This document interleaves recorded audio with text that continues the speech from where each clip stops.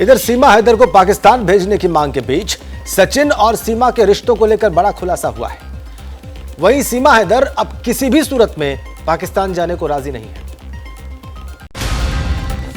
सीमा हैदर और सचिन के बीच रिश्ता केवल प्यार का नहीं बल्कि दोनों के बीच टकराव भी होते रहते हैं। नोएडा के अम्बेडकर नगर में किराए के मकान में रहे सीमा सचिन के मकान मालिक का दावा है कि सचिन सीमा को पीटता था। तो इसने बीड़ी पीती हुई देखी मैंने इसको, चुप दे इसने खाट के नीचे डाल दी। उस बात पे झगड़ा था। हाँ, हाथ भी उठाया, मारा पीटा था उसे। एक तरफ सचिन का पड़ोसी सीमा को पीटने की बात कह रहा है तो दूसरी तरफ सीमा भारत में अपनी गृहस्थी बसाने पर अड़िग है। सीमा हैदर अब भारत में अपना भविष्य तलाशने में जुट गई है। अगर ऐसा होगा तो गलत होगा मेरा और मेरे बच्चों के साथ, क्योंकि वहाँ हमारा फ्यूचर नहीं है। क्योंकि वहाँ गैरत के नाम पे औरतों को मार दिया जाता है और मेरे साथ भी यही होगा। तो गैरत के नाम से, गैर के नाम से नहीं कह रही, इज्जत के नाम से वहाँ औरतों को मारा जाता है। और मैं बलोच कबीले से, मुझे तो छोड़ेंगे भी नहीं। इतना ही नहीं, सीमा ने तो भारत की नागरिकता पाने के लिए राष्ट्रपति द्रौपदी मुर्मू को 38 पेज की दया याचिका भेजी है। इसमें उसने बच्चों के साथ भारत में रहने की इजाजत मांगी है। पुलिस की मौजूदगी में सीमा ने कहा है कि मैं अब भारत की बहू हूं और मैं यहीं पर रहना चाहती हूं। मेरा पाकिस्तान से कोई मतलब नहीं है।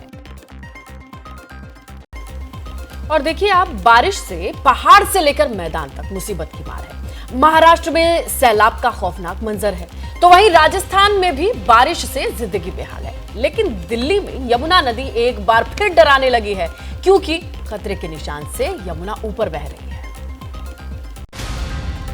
हर तरफ सैलाब का सितम, तिनके की तरह बहते स्कूटी और इंसान। जोधपुर में मूसलाधार बारिश के बाद ये तबाही का मंजर है। सड़कों पर बहता ये पानी सब कुछ बहा ले जाने को आमादा है। पानी की तेज बहाव में एक शख्स और स्कूटी बह रही है। एक शख्स अपने बच्चे को बचाने में लगा है। सड़क पर दहाड़ मारकर बहता पानी डरा रहा है। बाइक, स्कूटी तिनके की तरह बह रहे हैं। अब राजस्थान के बाड़मेर की इन तस्वीरों को देखिए। सड़क पर मानो समंदर उतर आया है। 1 घंटे की बारिश के बाद हालात बदतर हो चुके हैं। बारिश ने भारी तबाही मचाई है। वहीं महाराष्ट्र के रायगढ़ में इरशालवाड़ी गांव पर पहाड़ मौत बनकर टूटा है। उसमें 22 लोगों की मौत हो चुकी है। कई लोग घायल हैं। लापता लोगों की तलाश जारी है। उत्तराखंड के उत्तरकाशी में हाईवे पर भारी लैंडस्लाइड हुआ है, जिससे यमुनोत्री नेशनल हाईवे बंद है, जिसे खोलने का काम चल रहा है।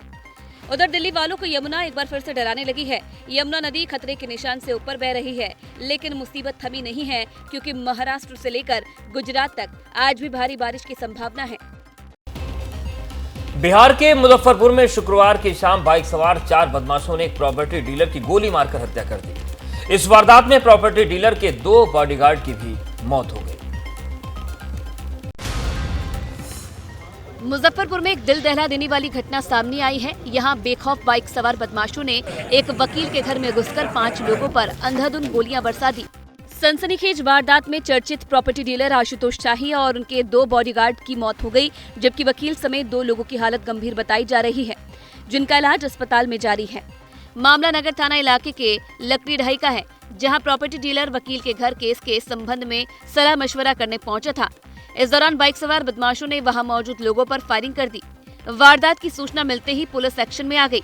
पुलिस ने मुजफ्फरनगर की सीमाएं सील करते हुए बदमाशों की तलाश में धरपकड़ शुरू कर दी है। किस रूप में घटना हुई है, कौन कौन लोग शामिल थे, इन चीज़ों की तफ्तीश कर रहे हैं। लेकिन अभी पहला ध्यान तो ये है कि जो लोग बच सकते हैं और इलाज में कोई हम लोगों के सहयोग की आवश्यकता हो तो हम लोग उसका प्रयास करें। इस पूरी घटना के पीछे पुरानी रंजिश की वजह मानी जा रही है। फिलहाल पुलिस पूरे मामले की जांच पड़ताल में जुटी हुई है। आइए आगे बढ़ते हैं, पाकिस्तान की बात करते हैं। वहां के सिंध प्रांत में 2 समुदायों में झड़प के बाद पानो अकील इलाका दहशतगर्दों का अड्डा बन गया। कानून व्यवस्था को ठेंगा दिखाते हुए दहशतगर्द दिन दहाड़े असलहों का प्रदर्शन कर रहे हैं। सड़कों पर सिर्फ गोलियों की गूंज सुनाई दे रही है। ताबड़तोड़ गोलियां और दहशतगर्दों से भरी ये तस्वीर पाकिस्तान के सिंध प्रांत की है, जहां हालत बद से बदतर है। सिंध प्रांत के पानो अकील छावनी में लोग खौफ में जी रहे हैं। पानो अकील छावनी में 2 समुदायों में झड़प हुई, जिसमें 2 लोगों की मौत और कई लोगों के घायल होने की खबर है, जिसके बाद से सिंध प्रांत में कानून व्यवस्था पूरी तरह से चरमरा गई है। दिन दहाड़े अपहरण और डकैती की घटना यहाँ आम हो गई। हालात ऐसे हैं कि लोगों ने सड़कों पर निकलना बंद कर दिया।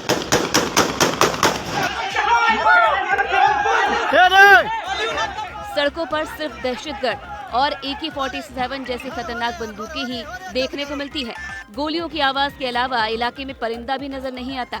आपको बता दें कि पाकिस्तान का पानो अकील वो इलाका है जहां हमेशा ये दावा किया जाता रहा है कि यहां पाकिस्तान ने एटम बॉम्ब छिपाया हुआ है। ऐसे में अगर दुनिया का सबसे खतरनाक हथियार इन दहशतगर्दों के हाथों में पड़ जाता है तो खतरा कहां कहां और किस किस पर आएगा, ये बस देखने और सोचने वाली बात होगी। जैसे ही घड़ी का काटा दोपहर 2:30 पे आए, बबीता जी का दिल सास बहू साजिश के लिए मचल जाए। और ये है इनकी बहू, पूरे दिन ऑफिस की टेंशन हो जाए गॉन जब ये करें अपना फेवरेट शो फ्री टाइम पे ऑन। इनकी तरह आप भी देखिए अपना फेवरेट शो अपने टाइम पर और डाउनलोड कीजिए एबीपी लाइव ऐप अपने स्मार्ट टीवी पर।